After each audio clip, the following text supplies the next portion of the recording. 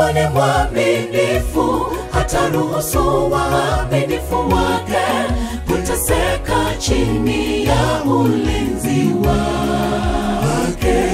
Atawaelekeza malaika wake watakatifu kuchukua madaraka na kumuokoa muumini yeyote katika hatari kubwa.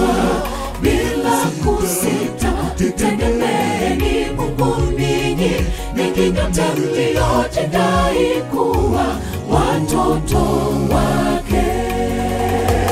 Mungu ni mwaminifu, hata ruhusu waaminifu wake kuteseka chini ya ulinzi wake.